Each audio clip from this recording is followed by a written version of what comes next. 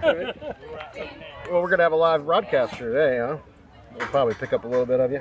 If there is anybody back home that didn't get to come to the game that would like to listen, we stream it on our website, wyir.com. And they simply click listen live. Go.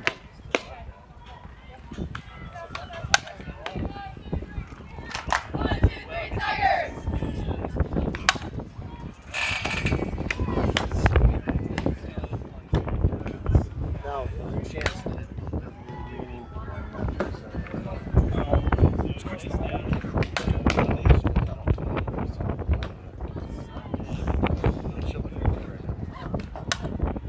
you'll see it. Oh, see, I'm just there. Oh. I can't hear. Oh, you're.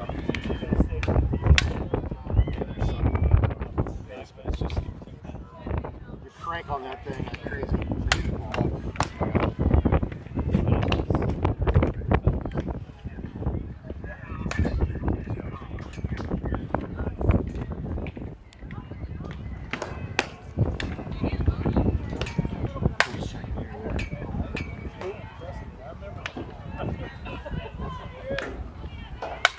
What's up, Kevin?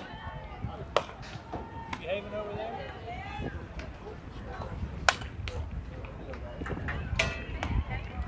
Oh, he is?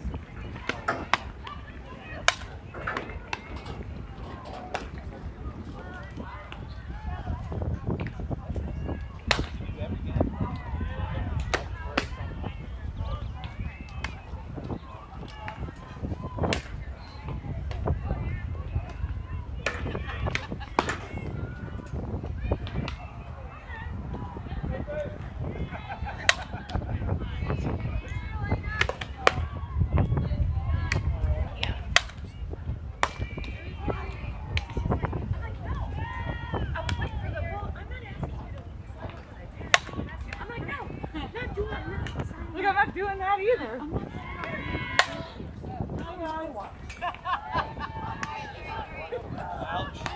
How are you doing, miss?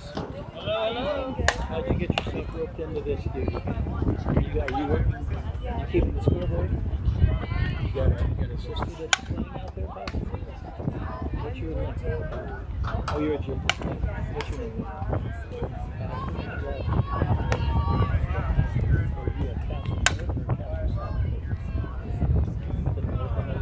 My wife is Captain South. And which grade are you in? Do you know Savannah? She's a little older than you. She's a captain of the girls, Savannah. She plays volleyball. That's all right. She's my niece. I just didn't know if you knew.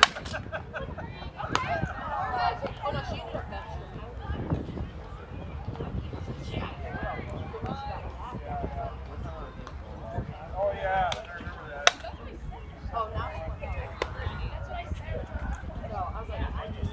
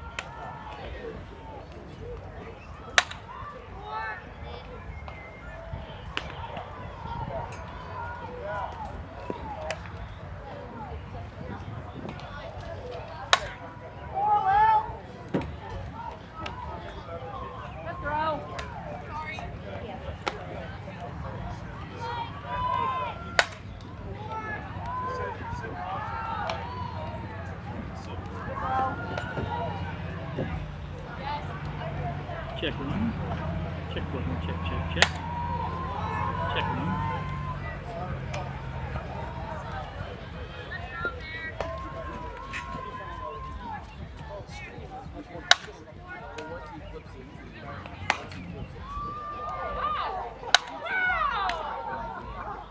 I'm not saying you're being slow. I'm saying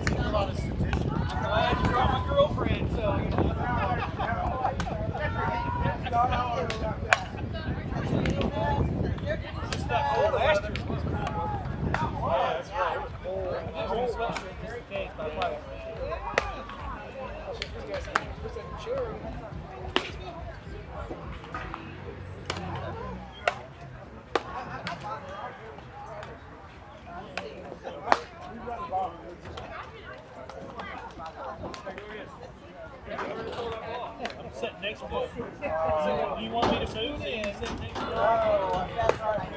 You want to sit over here?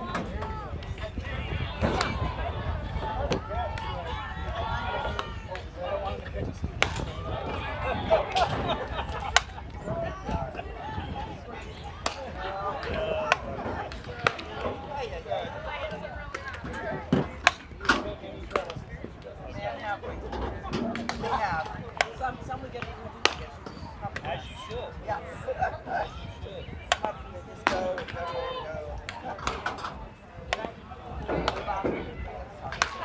Not yet.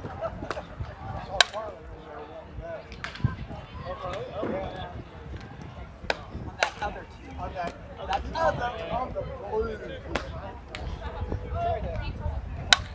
Try to convince John some solutions. Yeah. Wouldn't that be nice? Yeah. Oh.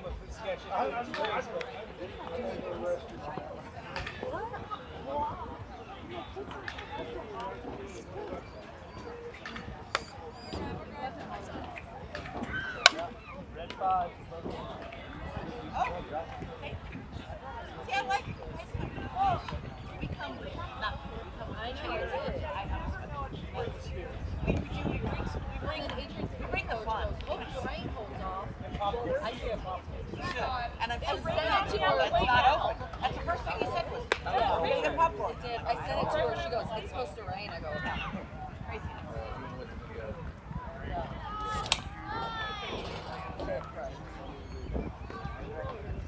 What's up?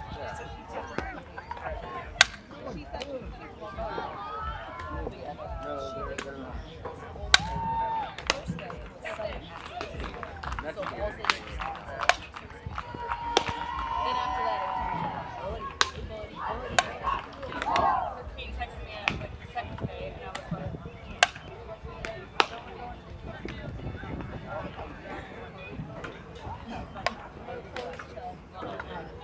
Adrian.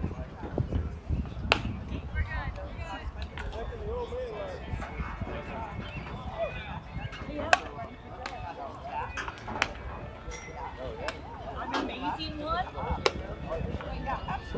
You would never All right, if you throw them right here, I think we can get it out from there. Give me 4 and we'll let a picture start.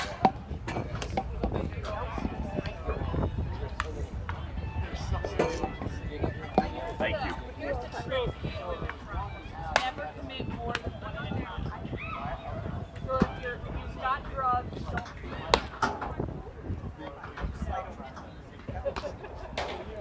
but you didn't get caught.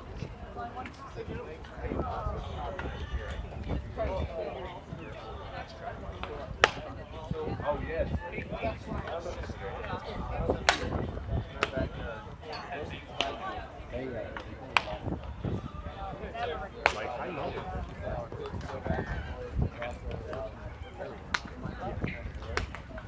they tried to do. We really frown on cheating. We're not big fans of that. We're not big fans of that.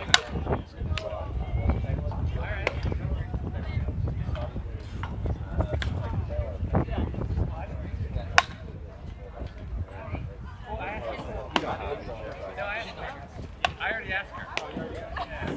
They recommended you. That would be my primary concern. We knew this day was coming.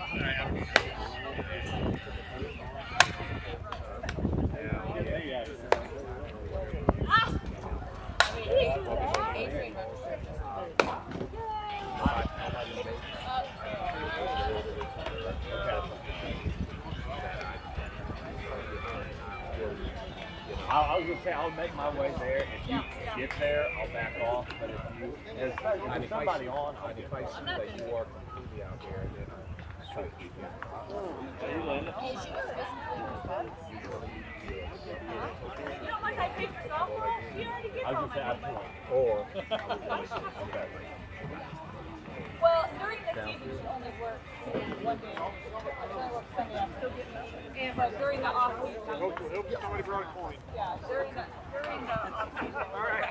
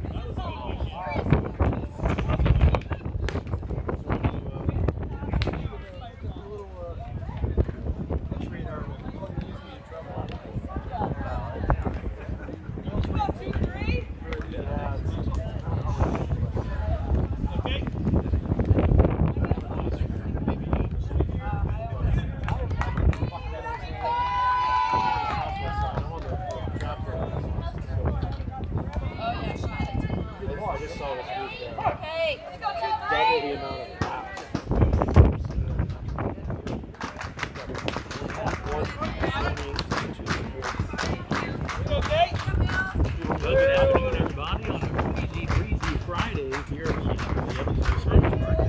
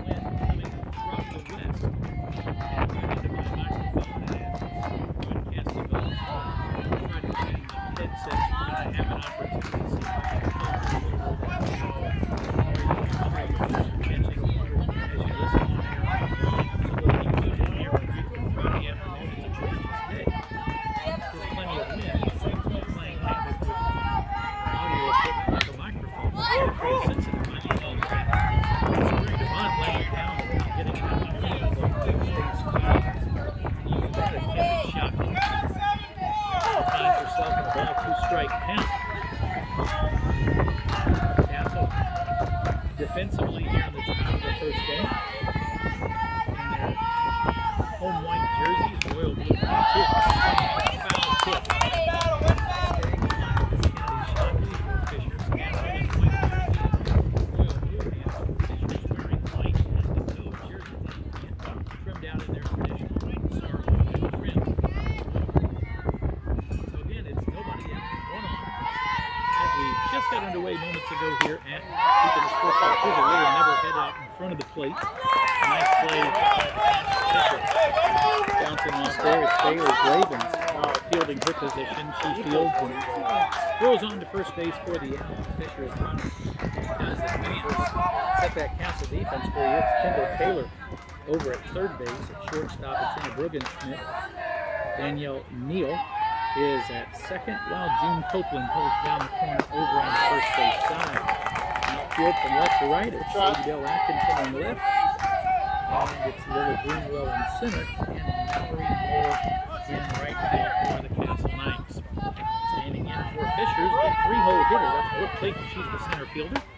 Swings it from the left side. She goes number 6 on the uniform. Takes a one-strike pitch on the corner for strike 2, so she quickly finds herself down 2 strikes and nothing in the count. Behind the plate for Castle is Maddie Rose. She's a tremendous offensive player, a really solid defensive player behind the plate as well.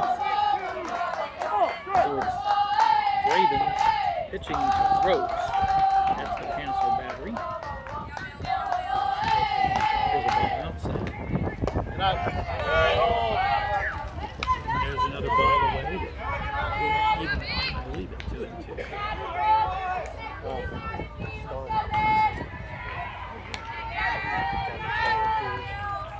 It's a 2-2 count one way. Runner in scoring position for Fishers, and here comes the 2-2 offering from Gravens. It is a ball that's down and in, pulled to the right side, underhand, play back. Fishers runner does advance second to third, but there are 2 away. As the pitcher comes to the plate for Fishers, that is third baseman number 24, Adrian Cook. Just a big frame, athletic looking young lady. When she climbs in the box, looks like she could hit about 6 miles. Raven goes to the corner and gets the ball. Strike 1 pitch.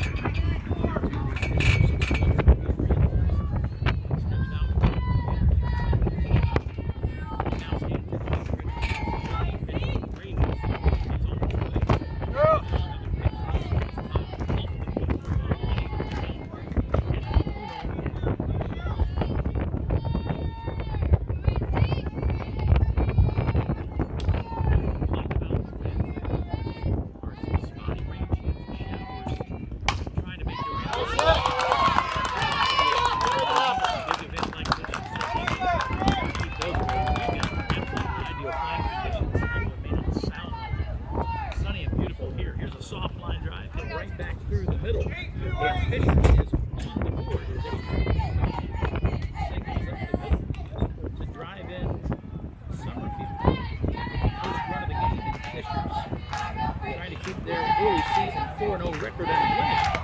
He's already on the board. Here's a good pass by Gravens. This was a great pass breaking catch. Good girl, keep it coming. Swing. And a whip for strike one. Ravens with a second round. Fastball again. They were a lot more velocity on this. 2 fastballs apiece compared to any other pitch he's turned loose up until this point here in the first inning. Go, Frankie! So 1 on, 2 out, and 1 in for Fishers. A wasted pitch right there from Gravens on an 0-2. She leaves it way down, way out. Had to give Frankie Jackson something to think about there. Ball 1. Here comes a 1-2 offering with 2 away. Gravens and the Knights will try to end the inning right here. Fastball stays down below the knees of Frankie Jackson to even the count at 2s. Deuces are wound up on the board. 2 balls, 2 strikes, 2 outs. 1 in and 1 on for Fishers. Here comes the pitch to Jackson. Fastball in. Jackson. Hold on.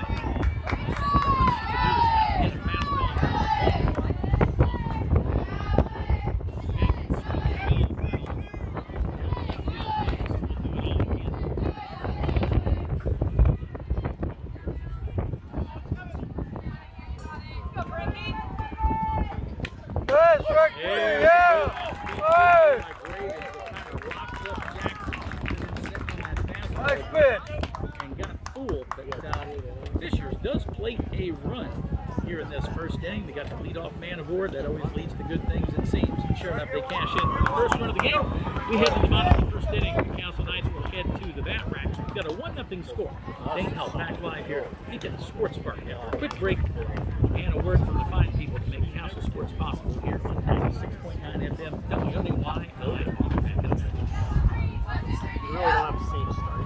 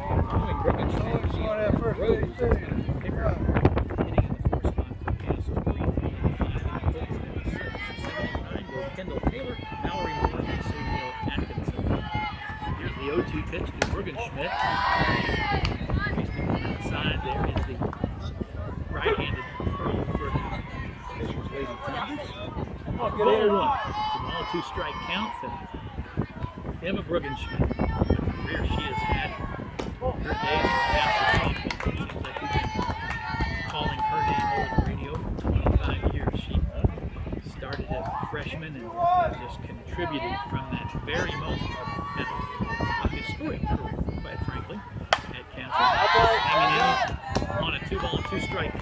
fouls one and straight back. Get a new softball. Get back in. You're on 2-2 count. To the count for shortstop. Jackson toes the rubber and brings it to the plate. Way down, way in. Go, Frankie. Go, Frankie! Hammond returns the ball to her pitcher, Jackson. Now suddenly the count is full. Schmidt covers up the hole early at an 0-2. She's fouled 1 or 2 off, been patient up there, and has pushed it to a full count at 3-2. And here it comes to Schmidt. Fastball down and away, and Castle has their leadoff on the board. That certainly paid off for the Tigers. We got the leadoff hitter aboard, came all the way around the score to make it 1-0.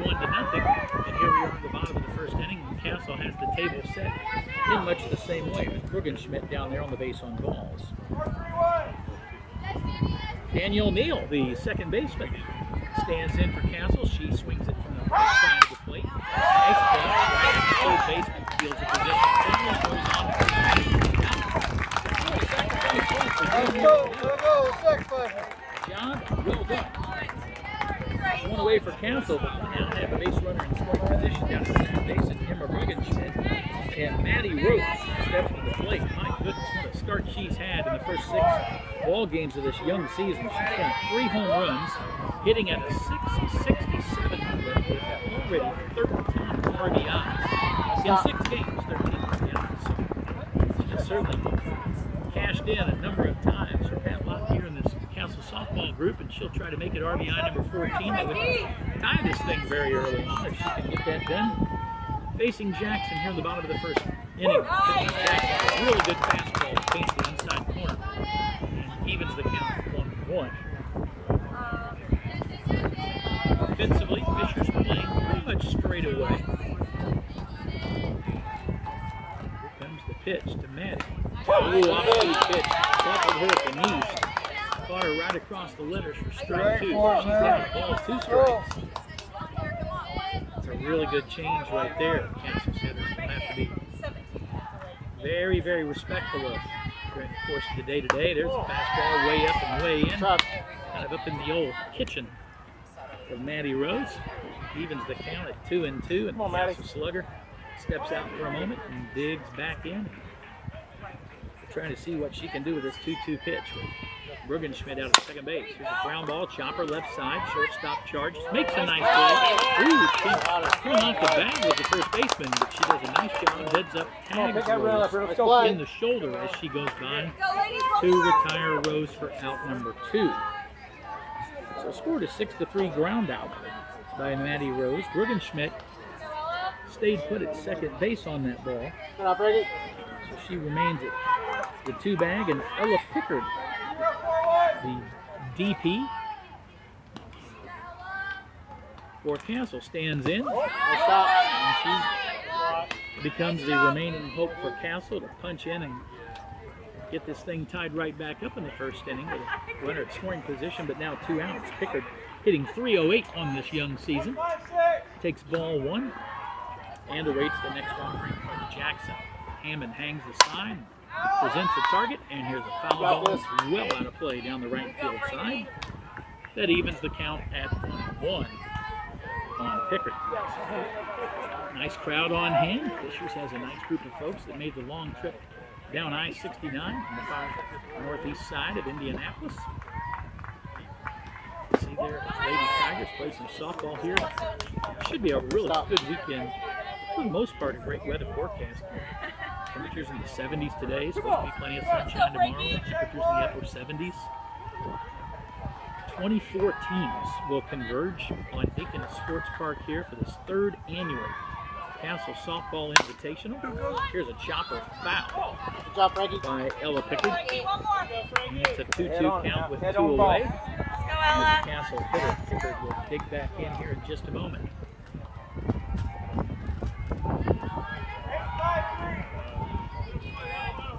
People's Bank, the title sponsor of this event.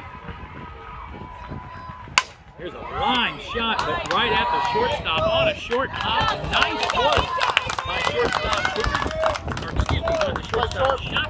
She throws across the diamond to retire Pickard, and the Knights go down 4 up and 3 down. A pair of ground outs to short, along with a sac bunt out. Burgenschmidt, after walking to lead off the inning, she's stranded at second base. We've got 1 inning in the books. It's Fishers 1, Castle nothing. We'll be back after a quick timeout to word from our sponsors. Dane Hill back live at Deacon Sports Park when we return in a minute.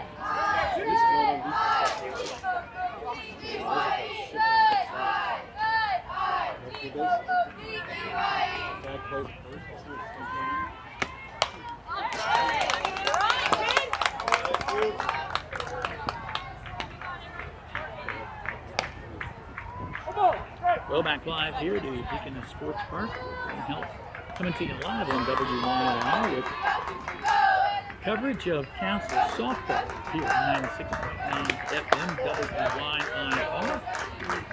Those of you who might typically tune into the stream and online and might have been experiencing some issues, we are having technical issues on the streaming side. Trying to get those worked out as we speak. They're coming through loud and clear here on the FM dial.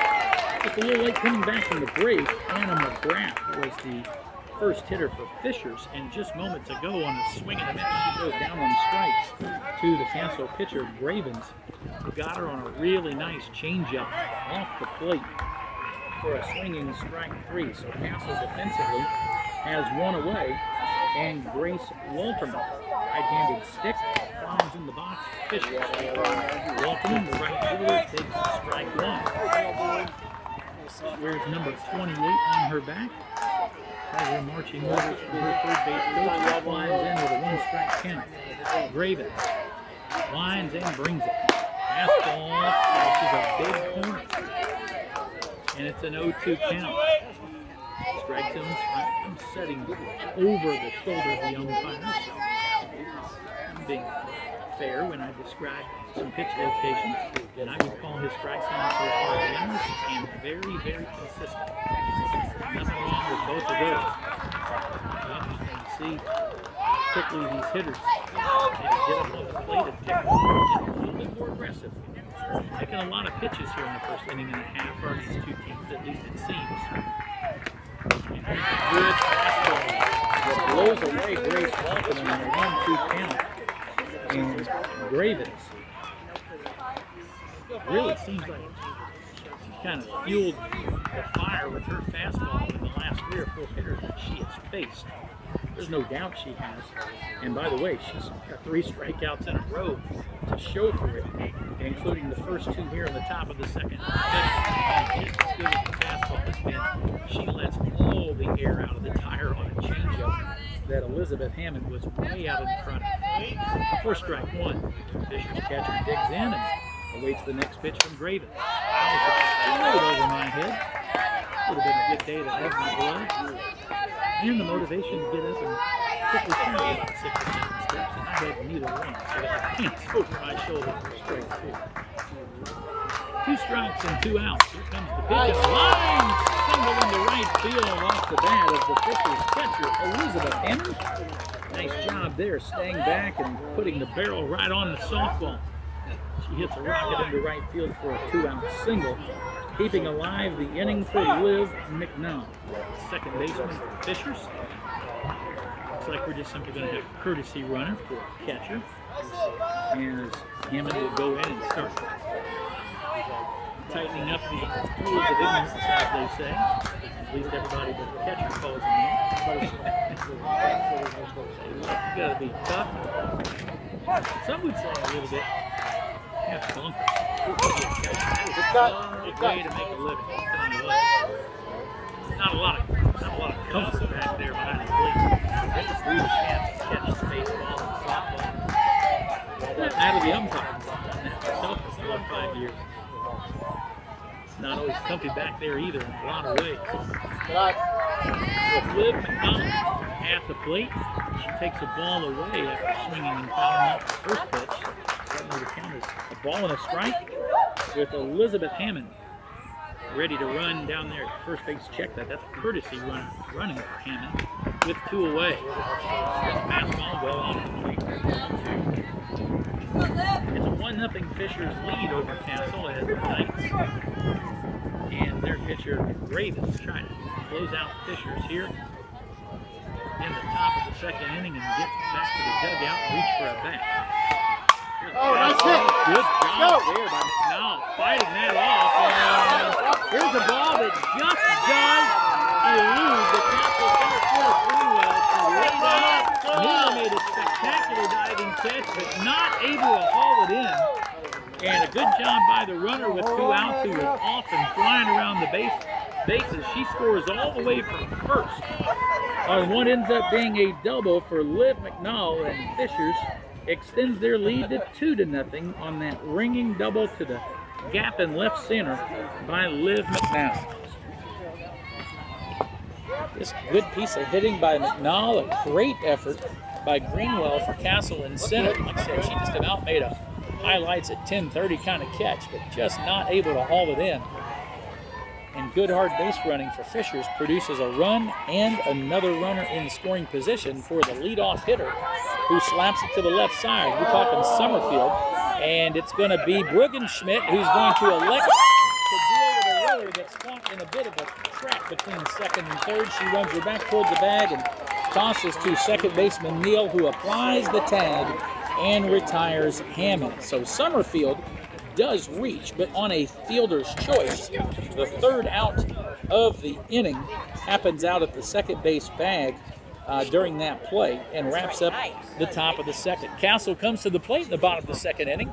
Fishers has scored once in the first, 1 in the second, and they lead it 2-0. We'll have all the action for you in the bottom of the second when we return after this break.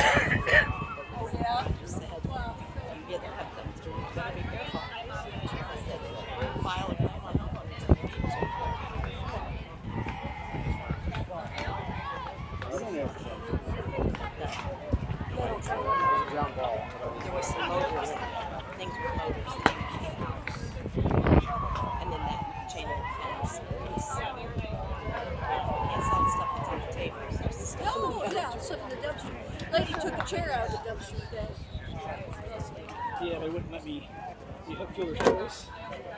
There's a fielder's choice. She was the fielder, and I can run down. You can't select. She's supposed to come. She does. I know. There. You can get it. You can get it.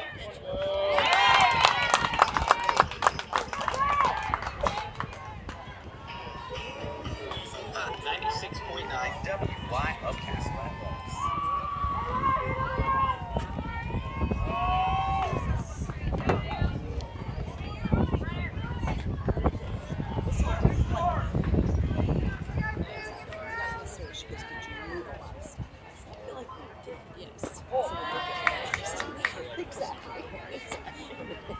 She goes, really? I said, I truly do.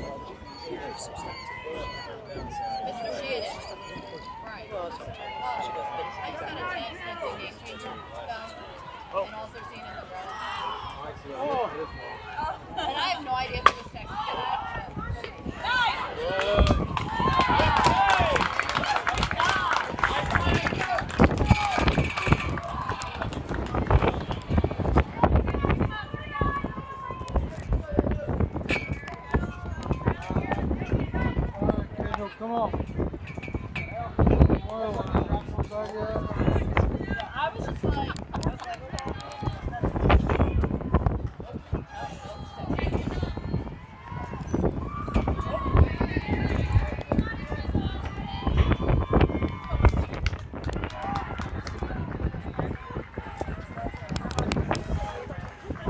Well, late getting back to the break, my apologies.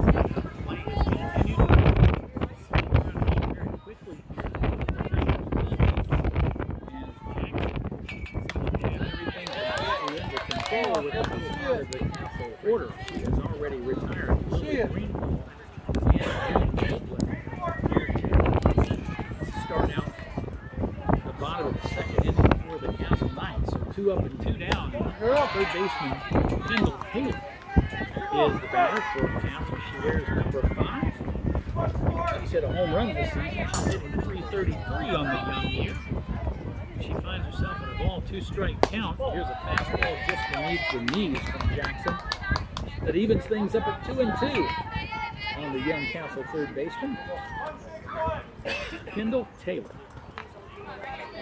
Bishop defense plays her straight away. Here comes the 2-2 pitch from Jackson. It is down for ball 4. I apologize, I called that count 2. It was indeed 4. And Taylor is aboard via the base on balls. After 2 up and 2 down, Castle finds themselves with a welcome base runner. It extends the inning for right fielder Valerie Moore. Valerie wears number 9.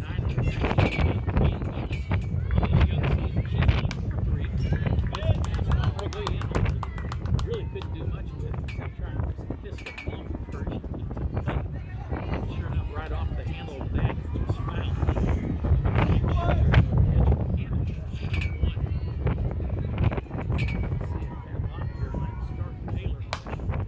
First base, clearly Jackson just Mallory Moore. She brings her second fastball way in. So hitter Mallory finds it off very simply to the first base here. Fouls it off. Just getting a piece of it off the handle. She's quickly down in a 2-strike count. Comes the 0-2 pitch from Jackson into the middle. Good morning, good afternoon, good night right there from Jackson to the number Mallory Moore. And she is down some strikes tonight. So 4 up, 3 down for the second inning in this 2-inning affair so far. Actually hitting the innings from the standpoint the Castles had 1 base runner in each of their 2 frames via the base on balls, only to strand that runner around 3 other times. So it's a 2-0 Fishers lead here as we roll to the top of the 3rd inning. We'll keep it right here.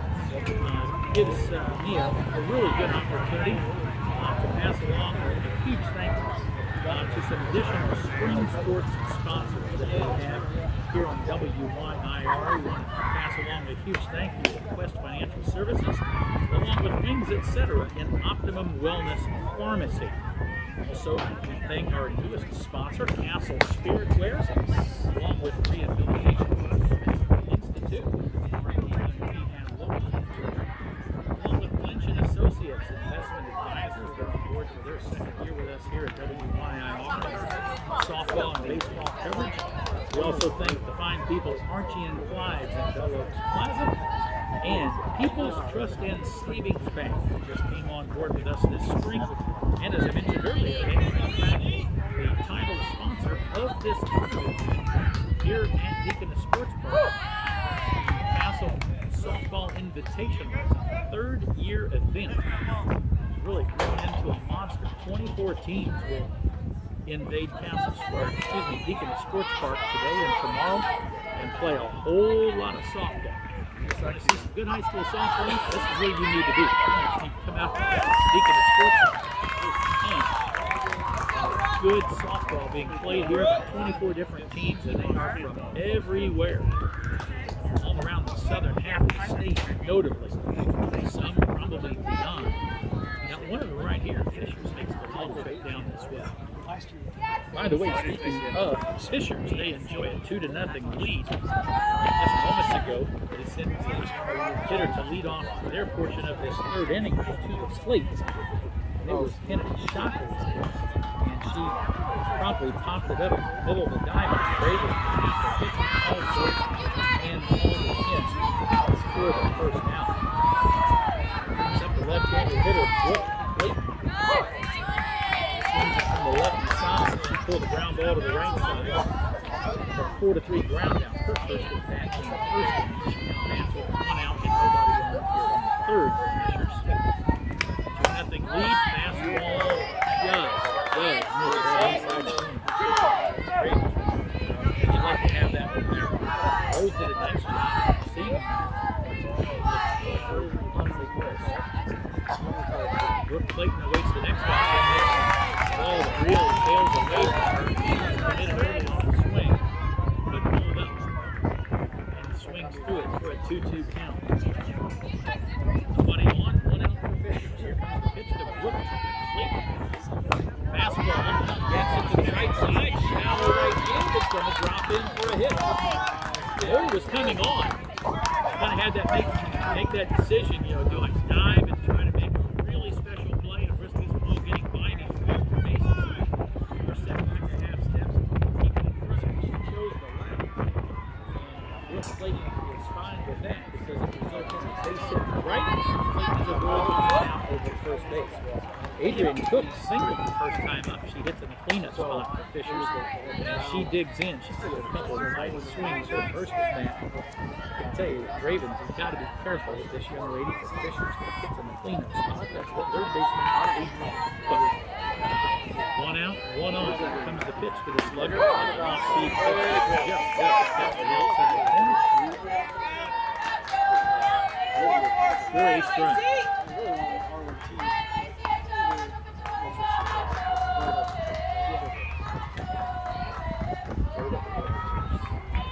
With a 1-1 count, offering from Gravens off the plate for ball 2. 2-1 strike count. Fishers cleanup hitter.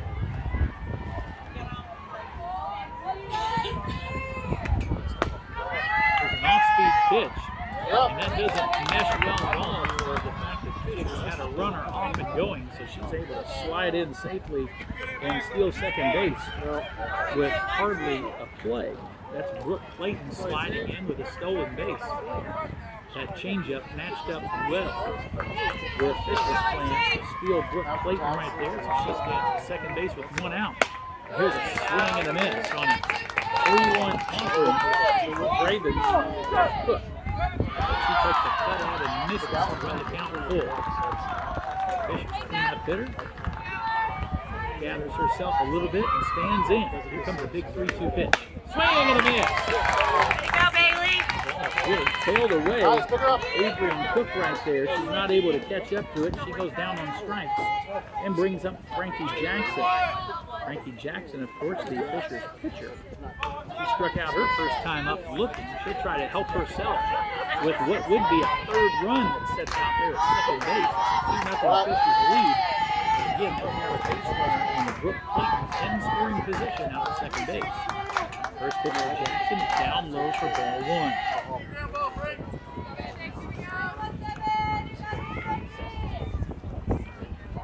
Wind, for the most part, died down a little bit from time to time because it adjusted the microphone. I certainly do from time to time. When we first went live, I thought we were in for a long afternoon. Those gusts have become few and far between now. Here's a pitch to Jackson, well off the plate. And suddenly Gravens and Castle find themselves down to count 3-0. This might be kind of an intentional, unintentional walk, if you will, to Jackson, the first base open over there. Maybe put the 5-hole slugger on base and deal with the 6-hole hitter. Might be the thought process. Nope, there's one high right down Broadway. Frankie Jackson was taking that one all the way, kind of walking out the box like she might love to have a green light right there. She certainly got one to hammer. It's a 3-1 count. Jackson digs in. And let's see what Gravens does to do business with her here in that dangerous spot. It is an off-speed pitch that is just for ball 4. Good discipline there by Jackson. That was a real good chance. Fishers has got it at first and second with 2 outs. And Anna McGrath, who struck out her first time up, will try to play hero here in the third inning. It's a 2-0 Fishers lead over Castle's softball Knights. They've got 2 on with 2 outs, and Anna McGrath set to come to the plate. Looks like we're going to have a substitution of some sort. Yeah, it's just going to be a courtesy runner over to first base. Fisher's third base coach reports that runner in. Castle infield has a quick powwow in the pitcher's circle. And the second base get back to softball. Fisher's 2, Castle 0. Relatively early on here in the top of the third. Fisher's trying to change the look of this game with a 2-0 lead. Again, they've got 2 on and 2 out. And it's time to see the first offering from Gravens for Anna McGrath. Here it comes. Swinging a foul ball over the first base side, out play for strike 1. But I'm saying you could buy it outright. Part of the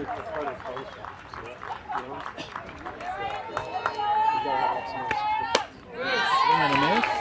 McGrath first button finds herself in a deep 0-2 count very quickly here. 2-1 and 2 away at the top of the third. Ravens going to try to get out of a big jam right here. Keep this a very tight ball game. And well, able to hang in and get a piece of it. Throwing it straight back to McGrath. So we'll do it all over again here in just a moment. Bailey Gravens doing a nice job battling in the pitcher's circle for the Castle Lady Knights. It's 25 innings coming into this ball game with 30 strikeouts and 10 walks before we got underway today. She leaves this pitch out well off the plate for 2 balls, 2 strike count now to Anna McGrath. Steps out. Now back in. Runners at first and second, ready to roll. Here comes the pitch. It's an off-speed pitch and out in front of it was Anna McGrath, and she swings through it for strike 3. She's down on strikes for the second time in this ball game, and Fishers comes up empty in the top of the third, but they strand 2. They had a walk and a hit, but nothing to show for it. Castle comes to bat in the home half of the third inning, trailing 2-0. When we come back on your home for Castle Sports 96.9 WYR. Dane Hill back live here in just a moment. Stay safe. Yes.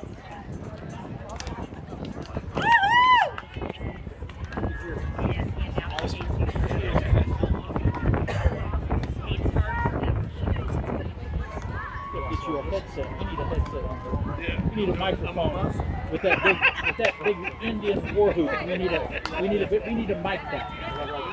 Mic her up. Please don't discourage her. Let's go, Beebs.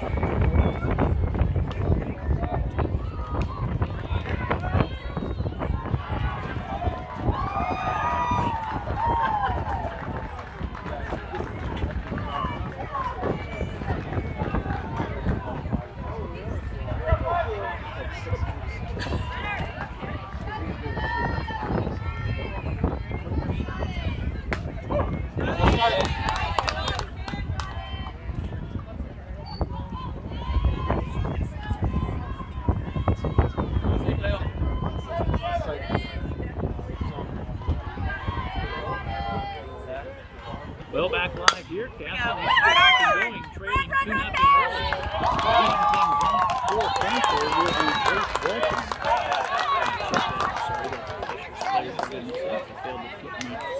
Scorecard right here. Leading off was, in fact, number 21, Sadie Bell Atkinson. Hitting .643 in the young season, 9 for 14 at the plate. She slaps the first pitch that she sees to the left side, and she is retired at first base. Oh, yeah. On 63 ground out. Some discussion over there. They were potentially talking about whether or not the first baseman grab came off the back, potentially. But you can retire Atkinson 6-3 on the ground out, and brings us to the top of the order. And Emma Gravens, a senior slugger who hit .455 so far this season. She walked in the first, stole second base, but this screen, check that, she advanced to second base on a really nice sacrifice bunt from Danielle Neal, but was stranded right there. She's going to try to start taking out in the home half of the third, and she hits one sharply. Oh no, what in the world? That's going to be obstruction. Yep. Heads up play there by Bruggenschmidt. I'll tell you what. She hit a ball that went just off the heel of the first baseman's glove. I'm going to score it a hit, a little bit too hot to handle potentially, but Graf did not clear the area of first base. So as Bruggenschmidt went around first base, she collided with the first baseman Graf, who's got to give Bruggenschmidt a path to which to run through. Bruggenschmidt, on that contact, realized that she continued to go towards second base, that she would receive that base on an obstruction call, and it was immediately indicated by the umpire as it took place. So Bruggenschmidt is at second base on a single, and then a second base awarded on obstruction. So 1 out, 1 on, and Danielle Neal, who had the sacrifice bunt for Castle way back in the first, stands in here with an RBI opportunity with Bruggenschmidt standing on second base. Here's a fastball inside for ball 1 to Neal. Neal, the Castle's second baseman. She wears number 3 on her back. She's got her instructions from Pat Lockyer down in the third base box, and Neal climbs in with a 1-0 count. Here comes the offering from Jackson. Swing and high pop fly. Couple steps back. Shades the shortstop Shockley. Fisher calls it and calls it in for out number 2. So score that F6 and fly out shortstop by Neal. And the Knights are down to their final out here in the home half of the third as they trail 2-0. The Knights need a run, and they put it in pretty good hands. Maddie Rhodes has already homered 3 times this season. Was hitting at a 667 clip when play got underway today. She had 13 RBIs. She's looking for her 4th ribby. Right here, in the first pitch she sees, she swats it just wide at third base for foul ball and strike 1.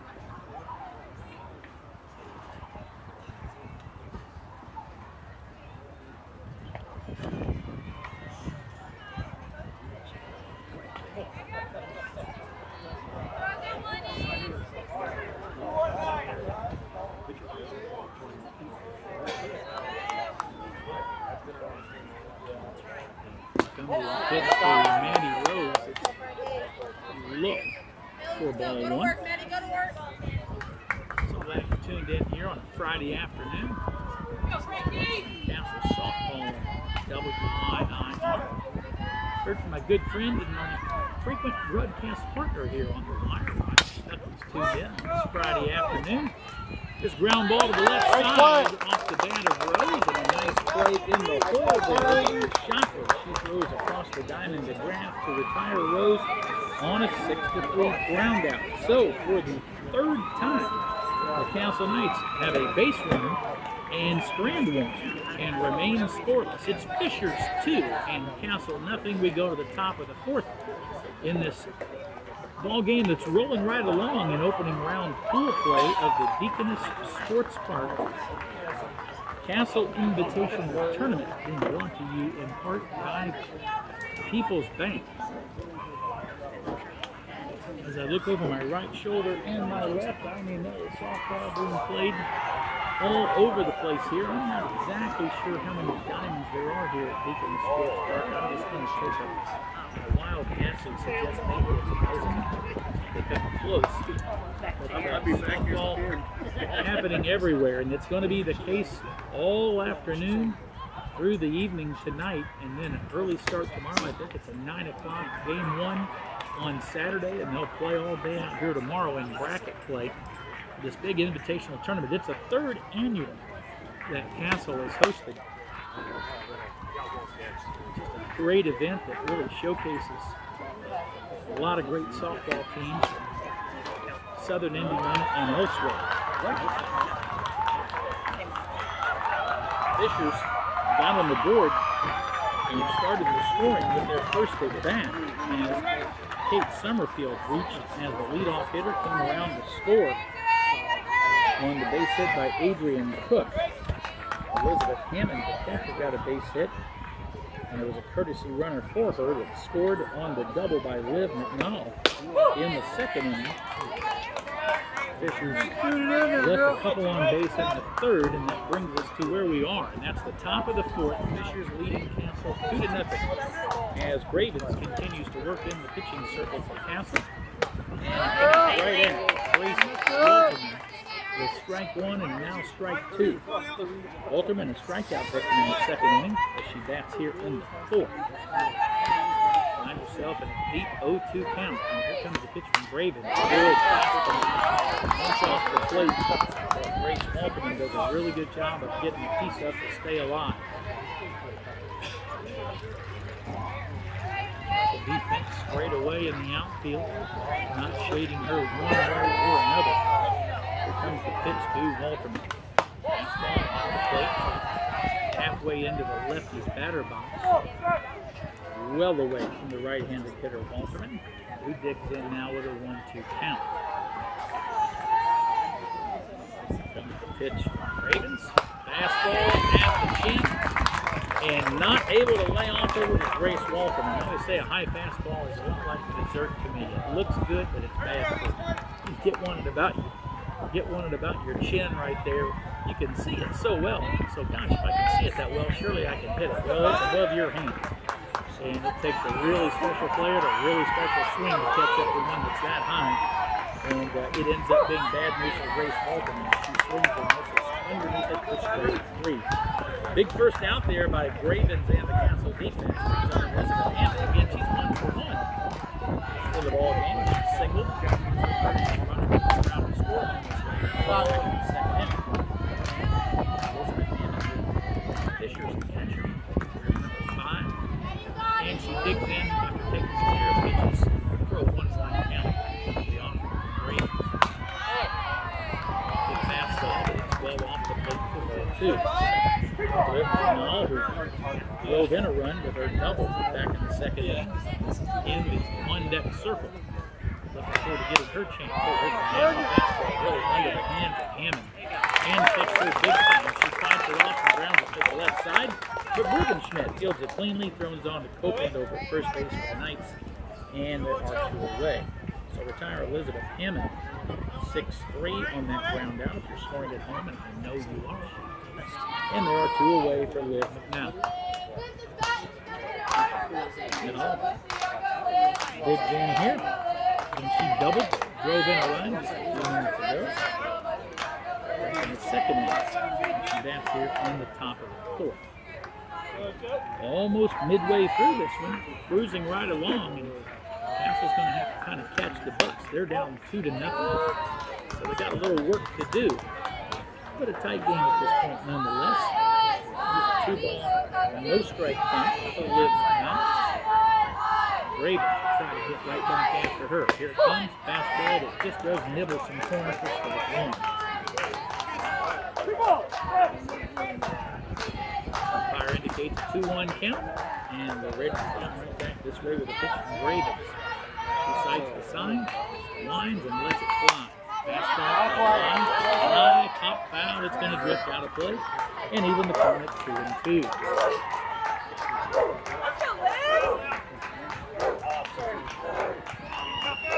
My email today. Right now. Well, I figured you had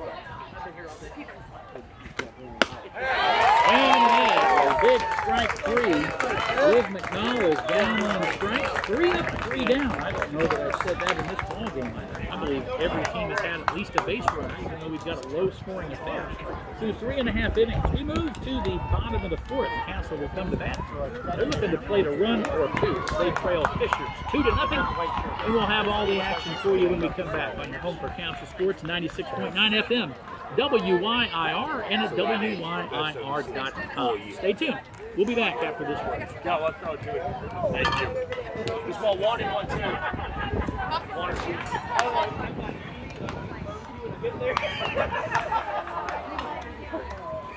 You guys play back to back, you get the game back.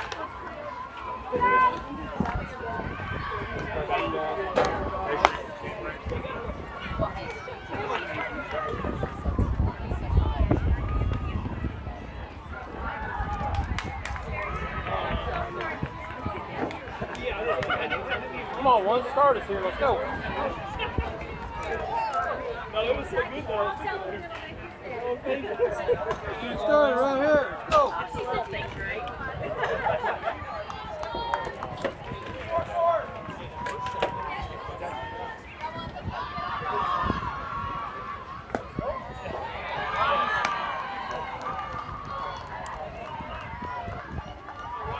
Go, Ella. Well,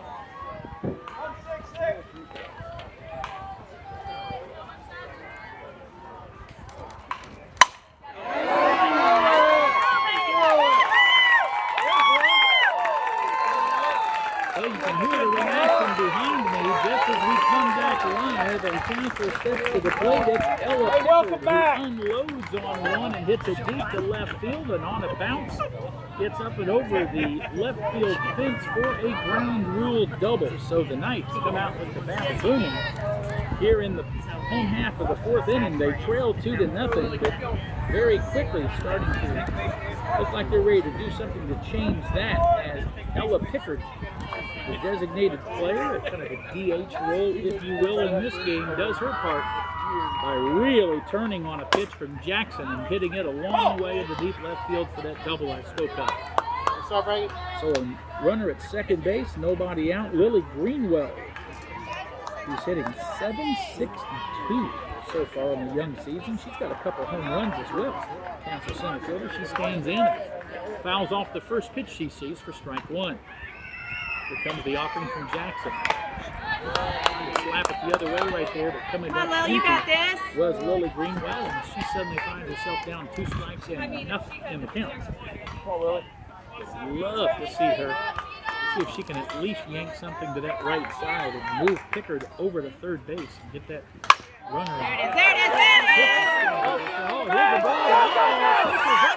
Defensively. Here's a ball that was hit back to the pitcher, and she makes the decision. Great slide, Ella. The pitcher to the shortstop. She made a little backhanded toss to the third baseman at the third base bag, who was not looking for the throw to come her way, and frankly, few third basemen would have been, to be honest. And on the throwing error, Pickard will come all the way around to score from second, and the hitter Greenwell, who will reach first base on a fielder's choice and reach second base on a throwing error charge to the shortstop, is in position to be the tying run here in the fourth inning for Council. Just like that. My goodness, how things can change quickly. So Pickard doubles and now scores. Lily Greenwell is the base runner at second base, and June Copeland, the first baseman, who hits .450 on the season, is at the plate. She shows feet and lays down a beauty. Sacrifice point is successful for out number one, and in doing so, she moves the tying run over to third base, and Lily Greenwell. So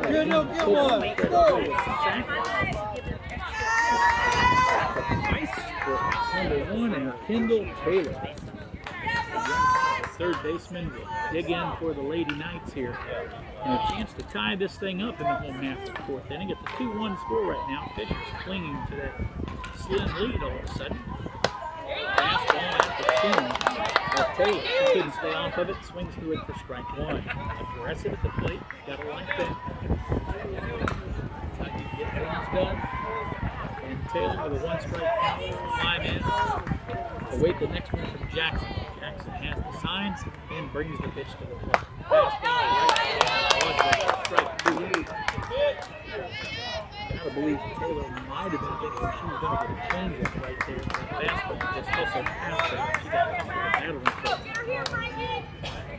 No balls and 2 strikes. Kendall Taylor awaits the offering from Jackson. Here comes, and it's a pitch time. Taylor comes out of her shoes on, fouls it. Base side, left field, sideline fence, if you will, to hang in there, 2 strikes and nothing. Greenwell, batted ball, played in the first run, and she's trying to become the second run. Is over at third base herself now. Here's the ball well. Kendall Taylor. 1-2 pitch to Taylor. is on its way, and it's way down the side, leaving the point at 3-1. Go, Kendall.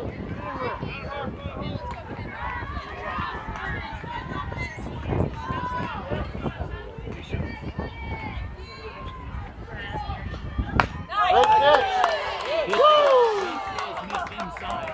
Got the helmet. My observation would be that the outside corner has been a little bigger than the inside corner, very consistently. From the home plate umpire here, and I think this one's quite interesting. It's one away. It is a full count to Kendall Taylor. And that was a sure ball 4 right there. She plays it safe and protects the 2-strike zone and fouls it straight back. So staying alive with a 3-2 count. There's Kendall Taylor. Let's see who's going to win the battle in the war right here. The fastball is way inside. Taylor just fights along. That block here loves to fight. She's making sure that she decides how this at bat ends rather than finding herself victim of a called strike 3. Aggressive with the bat. Here comes the 3-2 pitch. Let's see if Jackson might stay outside the strike zone and trust that aggressive bat. Nope, she brings it right down. It's popped up right side. Sliding over it. Holds it in for the infield pop-up. Retire Kendall Taylor after 4 after a long right. And there are 2 away. Mallory Moore, right fielder, will be the hitter for Castle. Let's see if Jackson works her inside like she did the first time she was on the plate. I mean, she was in on his fist early and often in that first at bat. That's exactly where she comes. She's trying to be crafty with a hit. Nobody home in time at first base. Mallory Moore slides down a real surprise element bunt right there. That the pitcher Jackson fielded. Look, Jackson might have been able to reach out and tag Moore. All right, baby, let's go. Close to being an opportunity. She chose not to, but when she went to load up and throw over to first base, McNall was just a little bit late in arriving at the bag, and all hands are safe, and this game is tied. It's a 2-2 ball game. A crafty little bunt right there by Mallory Moore that results in the RBI for the Castle hitters. And Sadie Bell Atkinson will step to the plate for her second time in the ball game. She goes number 21. She grounded out her first time up. Takes a pitch down and out right there for a ball. So here we are on the bottom of the 4th. We got a new ball game at 2-2. Mallory Moore over at first base, ready to rock and roll. When it comes off the bat of Sadie Bell Atkinson here in a minute with 2 outs in the 4th inning. Really watching in the background. That's from a neighboring field. There's action all over the place here at deep in the 4th spot. And the folks about 75 yards over to my right. That may very well have been a home run. Now that looks like a little team powwow at home plate. I think somebody hit one a long way over my right shoulder. Softball action. 2-3 over there.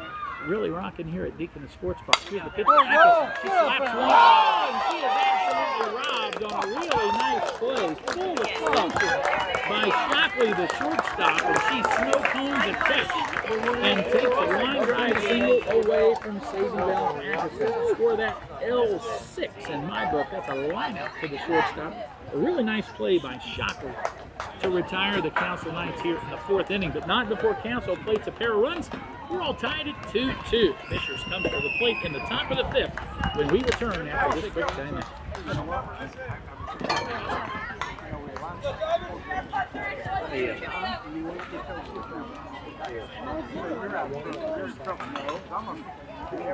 I'm drawing a ridiculous one to this Castle player in game 2. Well, I don't know. County. I know this. Who plays next?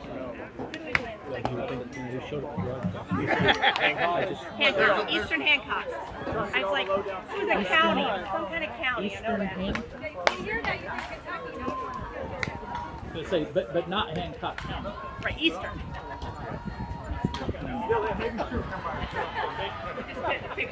I expect nothing of less. There you go.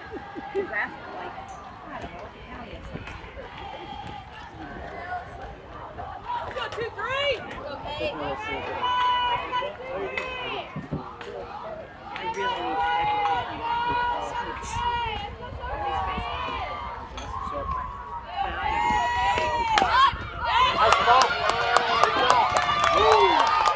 I'll tell you what, the bunts are coming up aces all of a sudden, and as Castle tied the ball game on a sneaky little two-out bunt moments ago to make it a 2-2 ball game, and that's exactly where Fisher strikes pay dirt here in the top of the 5th inning as the leadoff hitter for the inning, the leadoff hitter on the lineup card, Kate Summerfield, has her second hit of the day. This time it's a bunt single right out front of home plate, and look out, another bunt is, yeah, we got a dead ball call here. Let's see, I think maybe they're going to say ball made contact with the batter before she got out of the box. I think I'm taking a look at Emma Bruggenschmidt at short. I think Emma Bruggenschmidt felt like that runner had left the batter's box by the time it touched her.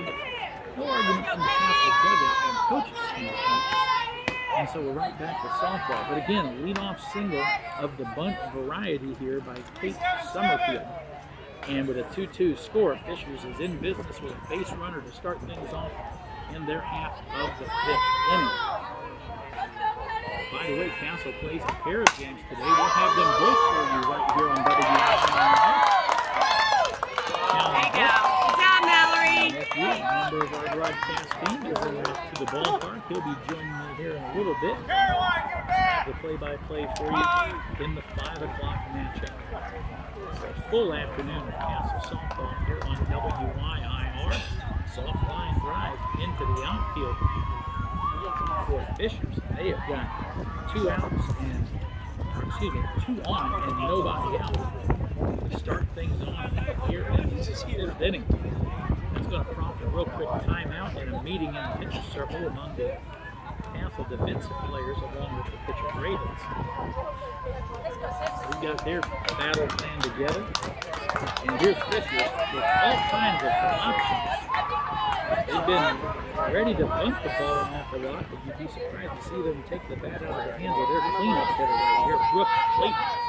Left-handed bat. Sure enough, she is going to bunt. To my surprise. She hits him 4 spot for a reason. She's already got to hit in this ball game.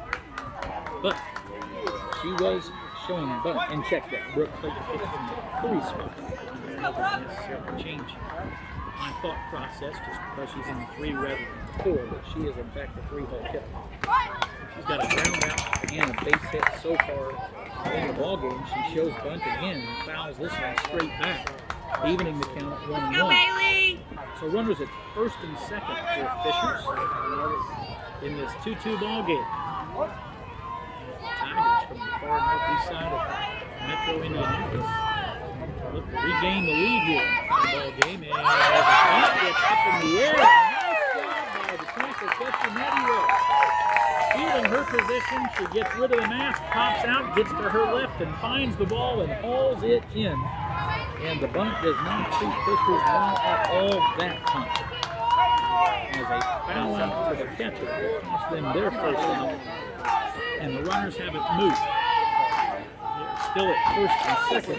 And now the cleanup hitter, Adrian Cook, who has a hit and strike out in the ball game. She swings it to the right side of the plate. Stands in. Takes ball 1 from Gravens.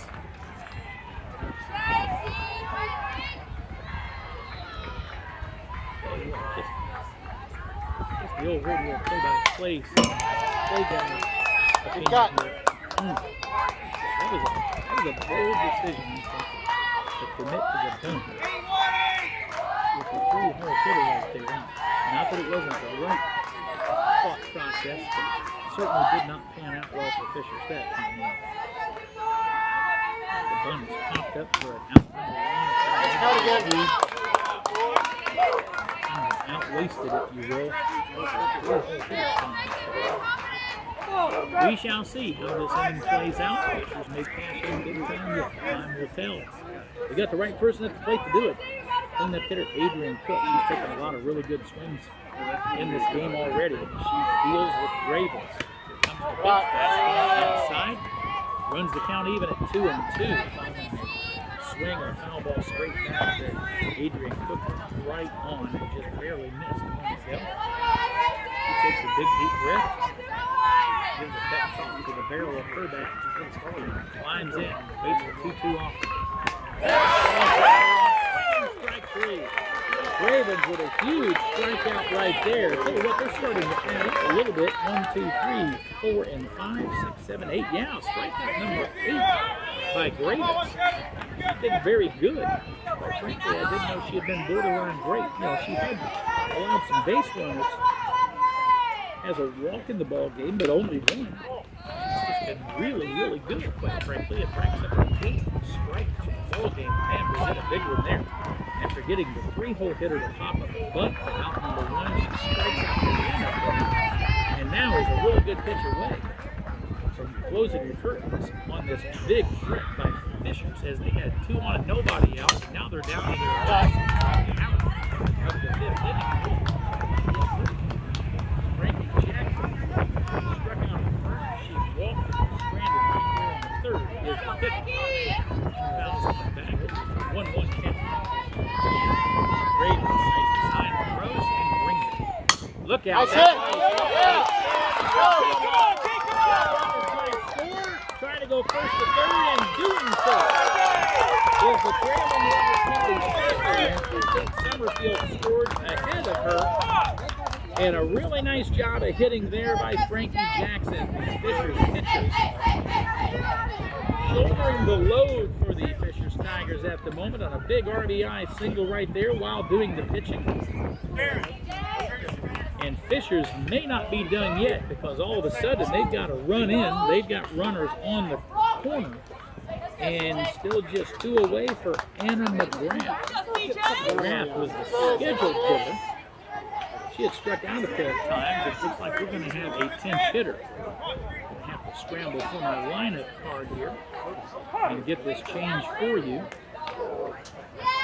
Bear with me for a second. We know that there is, in fact, a pinch hitter at the plate. Fisher. She wears number 33, and this is Smuck. Smuck is the hitter. She takes the ball down. Gravens suddenly really high and gets this benefits down. Outside corner. And even down. The CJ Smock at 1-1. CJ ready for that. Runners now at 2nd and 3rd. Here comes the pitch. Well off the ball, 2. Big pinch hit opportunity for Smock. Right here. Smock hitting for Graff, who again was 0 for 2 in the game with a pair of strikeouts. Fisher's trying to forward. Good bat off the bench. Pitch tailed well off the plate. That's got a bunch of Frank. It's a 3-2 count. She's got 1 more to work with. It's a 3-2 lead for Fishers at the top of the 5th.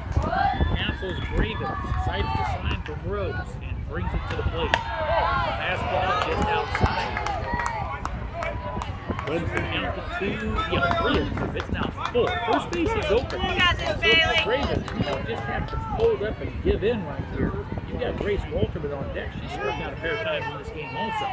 Here comes the pitch. Oh, nice job there. Tight effect on that pitch from Gravens. It tails away from Smock. She swings through it for strike 3. So Castle comes out of that one pretty good. They get off cheap, in my opinion, after Fishers had 2 on and nobody out. Got a hit down the left field line later in the inning that did plate the run, but they strand him at 2nd and 3rd to close things out here in the 5th inning. We got a 3-2 lead for Fishers as Castle's Lady Knights will come to the plate in the bottom of the 5th, and we'll have the action for you after this quick word from our sponsors. Stay tuned. Sorry, go one more, please. Okay. 10, going in for 7.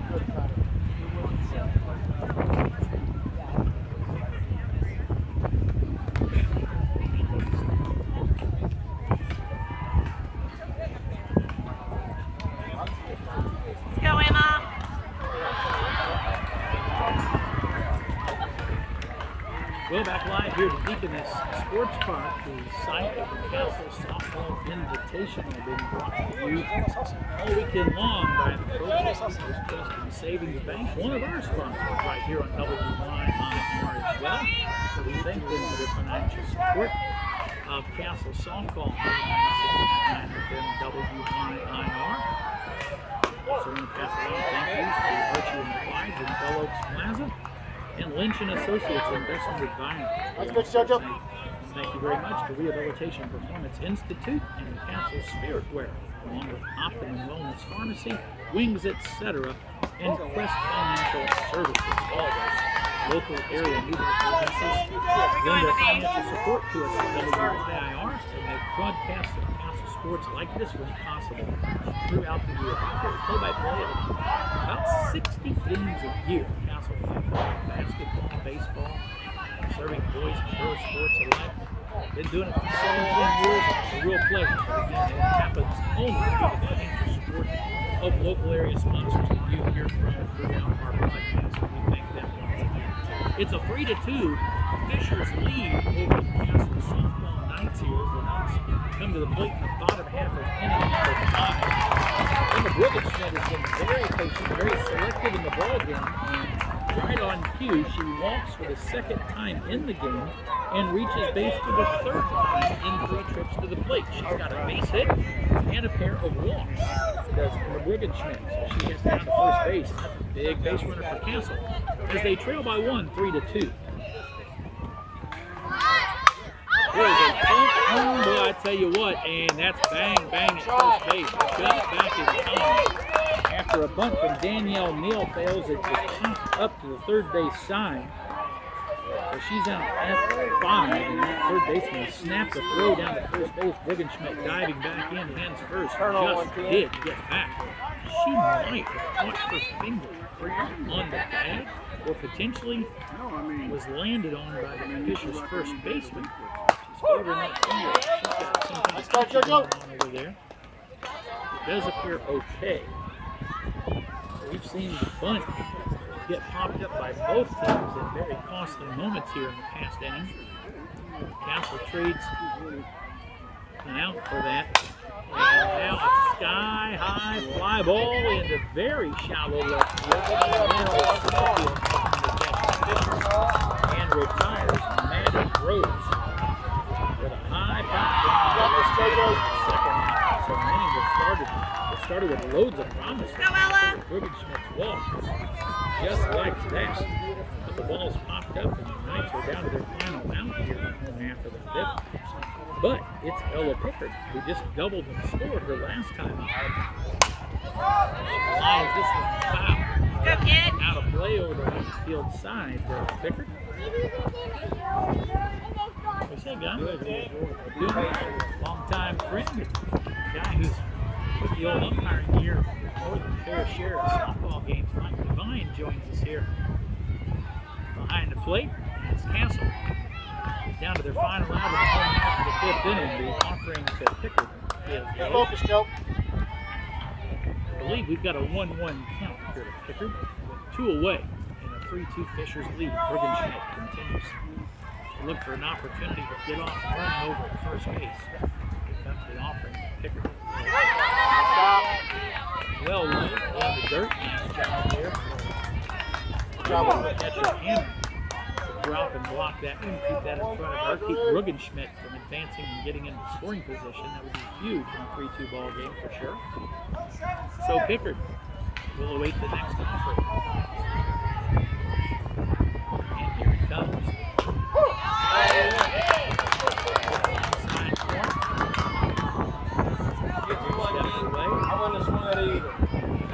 Flying back in there with her 308 average here in just a month. She's improved that 308 average. That was her average starting this ball game. She's 1 of 2 in the ball game.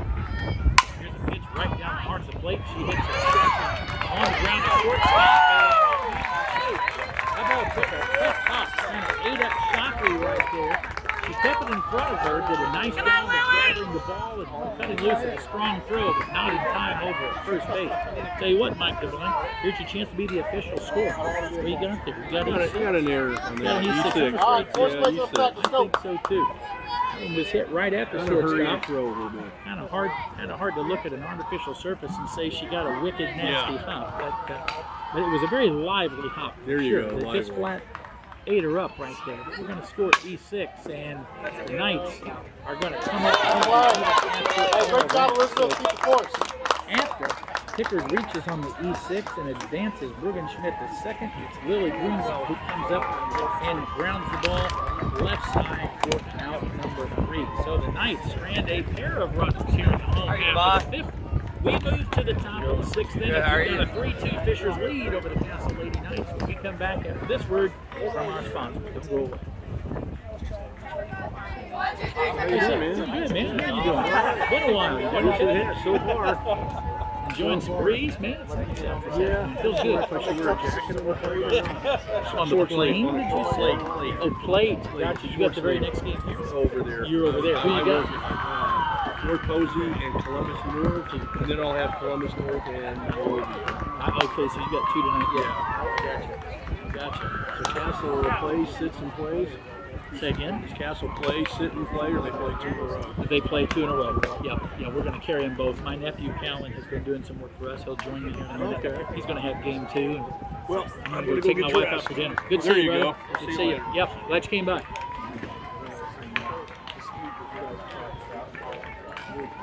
How you doing? What's up?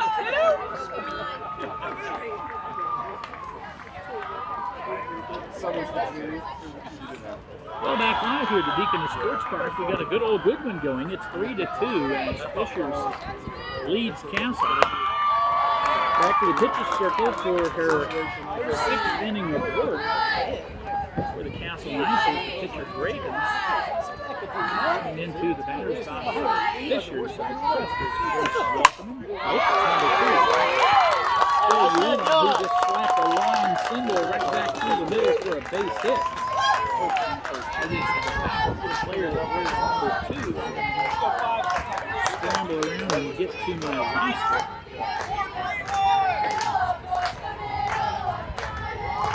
Fishers can tell you more about it. Yeah, that was Carolyn Thompson. Thompson was the hitter that stepped in for Grace Walton and batted a couple times, struck him each time. So we see Thompson step in to hit in her spot, and she delivers with a line single right into center field. So the leadoff hitter is aboard for the Fishers Tigers in a 3-2 lead. And Elizabeth Hammond, the Fishers catcher,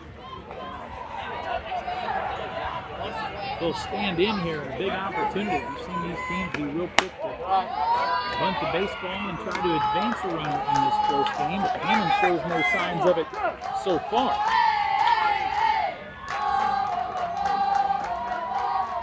Leadoff hitter is aboard. Thompson over at first base. Here's a fastball. Is high and popped up and not able to haul it in right there. That's right, June. It was June Copeland, the Council first baseman. She was running out of real estate as she hustled toward the first base dugout.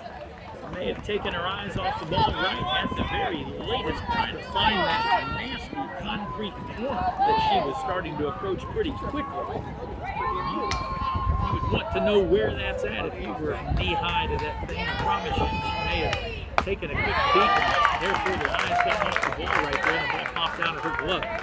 All works out well for Castle, at least, as Elizabeth Hammond is then promptly retired on strikes on a swing and a miss and a big first out for Gravens and the Castle Knights. I believe 1, 2, 3, 4, 5, 6, 7, 8, 9. Yes, double-digit strikeouts. I've got Gravens 10 strikeouts by my quick count, and none of them any bigger than that one. It's a 3-2 ball game, and with a base runner over at first base, the strikeout was huge.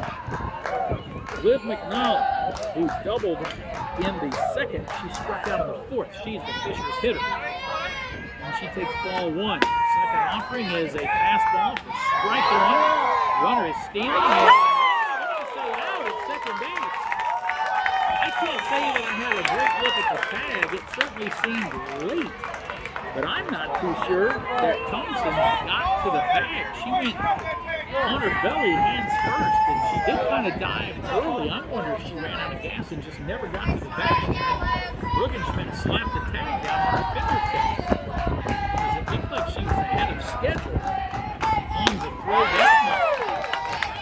No matter what it was a huge out number 2, and a swing and a miss later, and suddenly Liv McNall and Fishers are down to their final strike here in the 6th inning. Fishers leading at 3-2. And 1-2 pitch from Gravens. Here is Liv McNall, and retired on strikes. Strikeout number 11 for Gravens. He's just doing a tremendous job of keeping Castle right in this one. We've got it dandy. It's 3-2 Fishers. The Knights are down to their final 6 outs as they trail, but they'll take their swings here in the home half of the 6th inning when we come I can't hear you, I'm sorry. Back live with you with more Castle softball on the People's Bank. No, I do baseball. Softball Invitational. Yes, yeah. Don't go away. It's heavier, it's shorter, but they're looking pretty bad on it. Yeah, no, I do. Softball here is something else. The rest of the time I'm doing college baseball. Yeah, I know there's a lot. What do you say, bud? Good. What you know?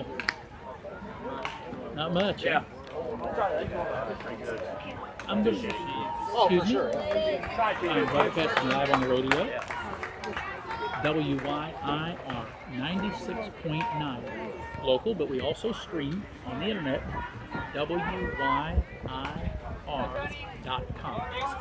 When they go there, they just click listen live and they'll hear it on the live stream. WYIR.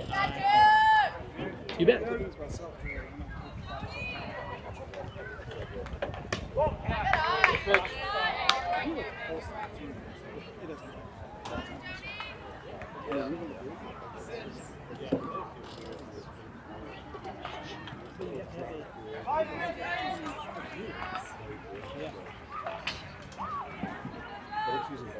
Well, Dane back here live at Beacon Sports Park. And it's Castle trailing 3-2, looking to get something going here as they come to bat in the bottom of the 6th. And right on cue is June Copeland, hitting .450 on the season coming into the ball game. She was retired her first time up, laid down a really nice sacrifice bunt her second time up in the 4th, but she has led off this home half of the 6th inning with a base hit into left field to get things started for the Castle Knights. You know, by my quick glance, 1, 2, 3. Yeah, that is the 5th time in 6 innings that Castle has had the leadoff runner aboard. And yet the Knights only scored in the 4th inning when they played the pair of runs to, at that time, tie the ball game 2-2. Fishers has since taken a lead at 3-2, and that's where we stand right now. In a really good competitive game all the way so far between 2 good softball teams. Fishers came in 4-0 on the season. Knights came in 4-1-1. This game is not disappointed at all.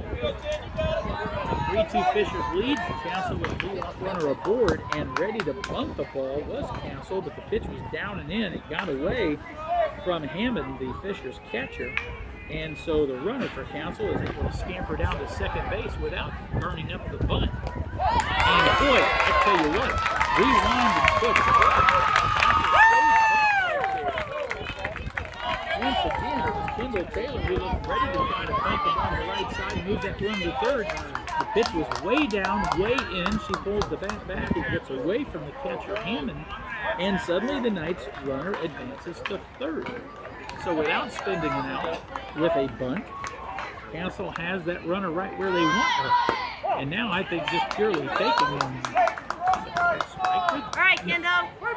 3 balls, yeah. Thought I heard an audible call as if it was a strike, but I couldn't imagine that given the pitch location. It was in fact called ball, down and in. So it's a 3-0 count to Kendall Taylor. She has walked and popped up in the ball game. She's surely pure take right here. Distracting nothing more than that. It's a fastball right down the middle for strike one. So a 3-1 count to Kendall Taylor. Tell you what, she is a free swinger.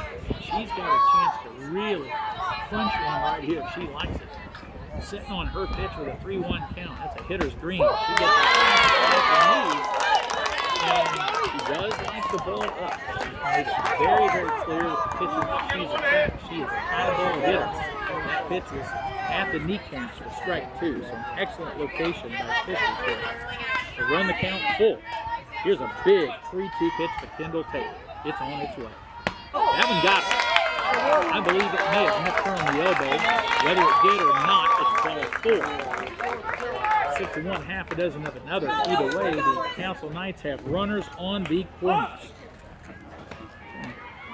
Assumed, I did not see indication from the umpire of a dead ball as if the hitter was hit. So we're going to consider that ball 4. So a base on balls to Kendall Taylor. She goes to first. So the runners are at first and third for Council. Mallory Moore is the hitter. Council will go to the bench with a pinch runner. So they've got pinch runners on both bases at first and third. Pat Locke here trying to get his all-wheels crew in there with a 3-2 ball game. Fishers clinging to a 1-run lead, but Castle is in a fat city right now. Even though they trail by 1, they've got runners on the corners, nobody out. Mallory Moore at the plate, who singled and drove in a run with a crafty bunt her last time up. Here comes the pitch to Mallory. Fastball down in. Whoa, look out. Castle showed run at first base, not going. Fishers did throw through. Castle stayed parked over at third base rather than a double steal right there. Might have had somebody crossed up on a signal. Pat Lockyer very quickly asked for a timeout. Calls Mallory Moore down. Goes to his play sheet. They have a little discussion here on what might be on. Yep. Here looks across the diamond at his first base coach and his base runner, trying to make sure everybody is on board here. Wouldn't think he would get terribly cute with nobody out, but we shall see. Sometimes there's a fine line between cute and aggressive on the bases. There's a fastball right down the pipe, and it is in fact a runner stealing. This time Fisher steps off from the throw. Castle stays home at third base. And so there you have it. Second and third. Nobody out. Mallory Moore at the plate. I'm not sure what the count is. Not the first offering to her. We'll find out soon enough. Mallory Moore digs in. Looking to get something in play right here. Either ideally a ground ball to the right side or at least up in the middle. Or something in the air deep enough in the outfield to score that tying run. Maybe ideally a long fly ball to right. Score one and advance. We'll see. Mallory Moore awaits the pitch. Here it comes. Ball down in the dirt.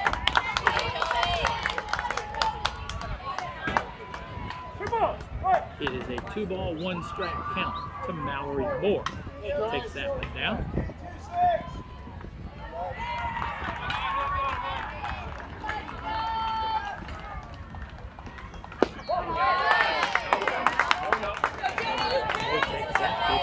Out of the strike zone as well. It's 3-1. By the way, Fisher's made a pitching change, and I will have to track down the name. Sad but true, I've got a photograph of their lineup card. Coach's thumb is over the top of players 9 and 10, jersey number. And the pitcher is number 10. There's a line drive into right field that's going to score the tying run. Big day for Mary Moore. She has driven in one run with an RBI single on a crafty bunt back in the fourth, and this time she just lines one into right field for a base hit and her second RBI of the day. And for the second time in the day, she has tied the ball game with her swing of the bat. The runner at second advanced to third for the Knights. It's a 3-3 ball game, and Castle still with nobody out.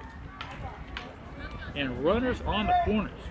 Let's see if Pat Lockyer and Castle plays the very same game they did a moment ago, meaning will they start that runner and try to take second base? That's exactly what they're going to do. Fisher's had a play on to make sure that the runner at third played everything straight up and honest.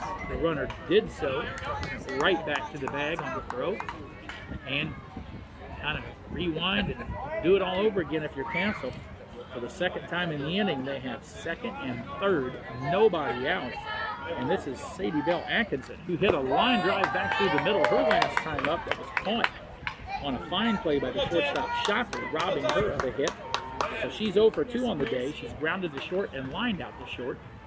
With a left-handed swinging Sadie Bell Atkinson, who's 9 for 16 so far on the season. Will try to do damage right here. Oh, Castle does not get started over third base. Oh!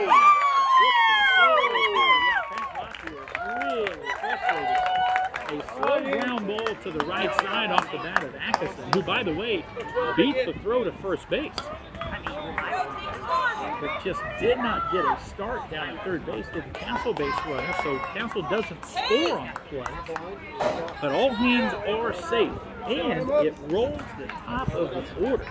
And suddenly, Emma Bruggenschmidt stands tall and very dangerous in the batter's box with nobody out. Talk about a jam. There's a slow ground ball, and Fishers is going to field and come to third, and not even handle what he's having. One run scores, the second runner will come in. For the second or third time in the ball game, Fishers does not handle the ball well defensively, and it has never been more costly than it was a moment ago. A ball fielded cleanly by the shortstop Shockley. Her throw to the plate was just a bit high and to the left of Hammond, and the catcher's mitt, not exactly designed to catch a throw that's not great. Good, but not great. It gets off the tip of that catcher's mitt webbing, goes to the backstop, and Castle, who is often running on contact, scores not one but two to take a 5-3 lead.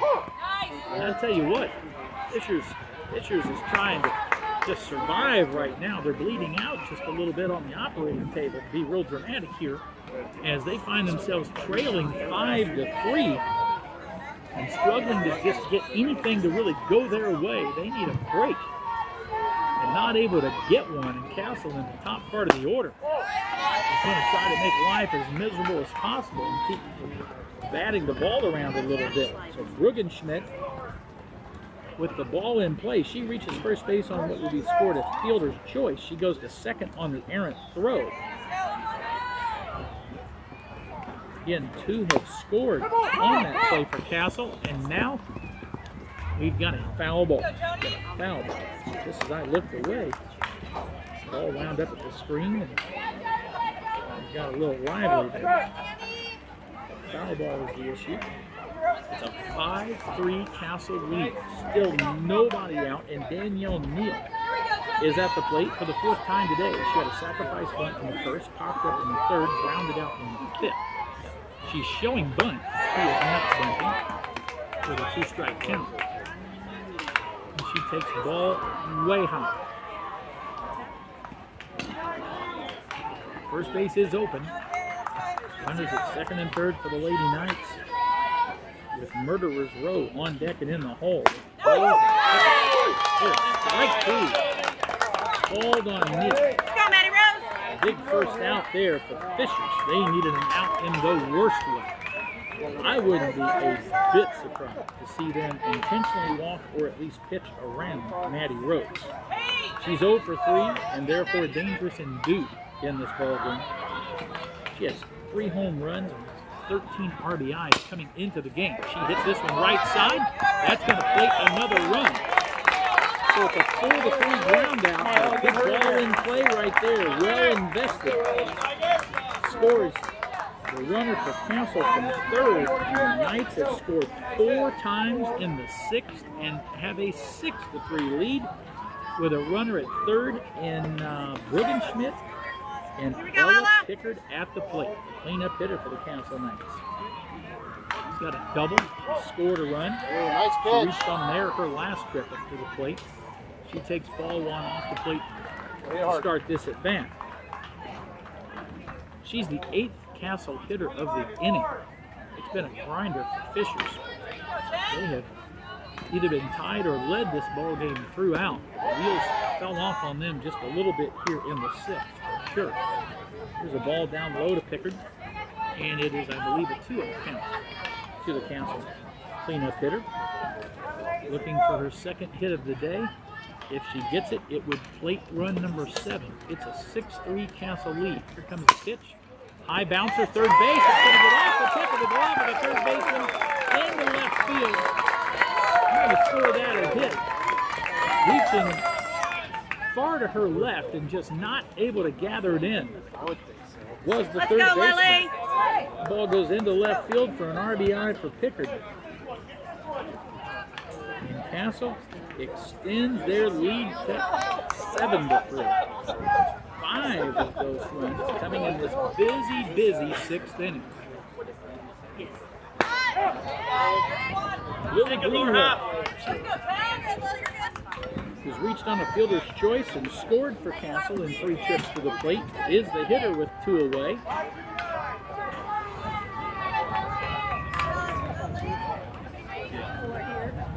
Pickard over at first base. Here's a pitch that's just off the plate for ball 1 to Lily Greenwell.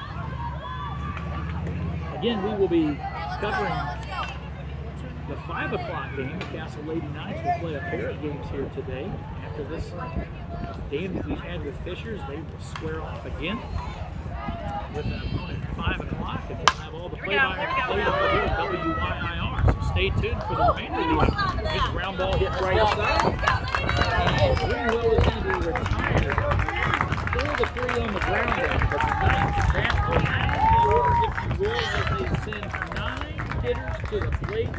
They score 5 times on 3 hits on the inning. And just like that, Castle Knights lead this one 7-3, looking for 3 outs and a big 5th win of the season. We will see if the Lady Knights can get it done when we come back after this quick timeout. Stay tuned.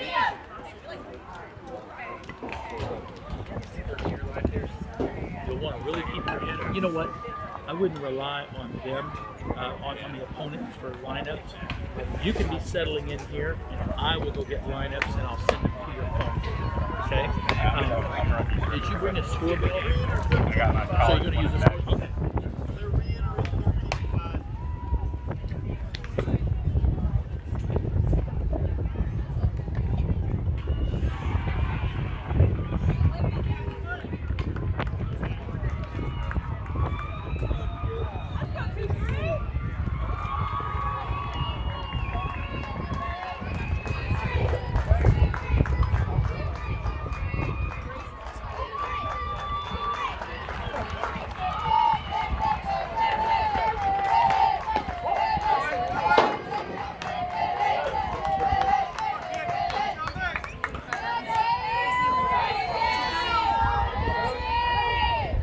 Well, back live here to a breezy Beacon of Sports Park.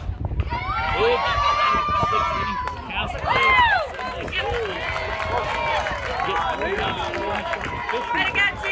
Behind would be victory. They lead at 7-3 this Castle. They trailed 2-0. They tied at 2-2. They trailed 3-2. They tied at 3-3, and then continued to score in the home half of the 6th inning. By the time they were done, they had scored 5 times and led the ball game 7-3.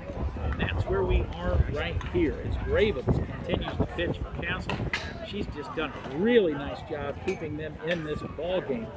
And the Knights with a 7-3 lead get the leadoff hitter to start the inning. Now there's been a discussion here.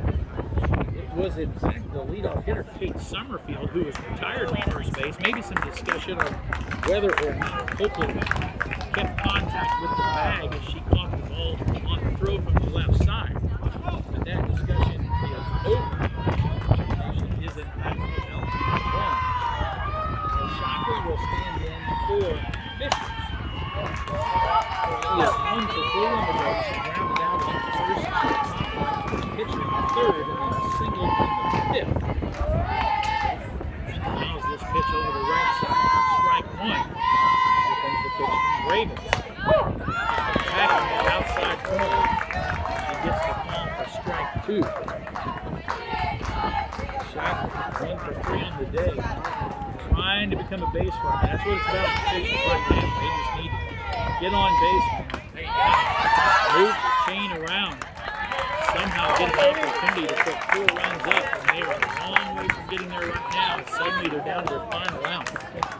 And Shockley is retired for the 2nd out of the inning.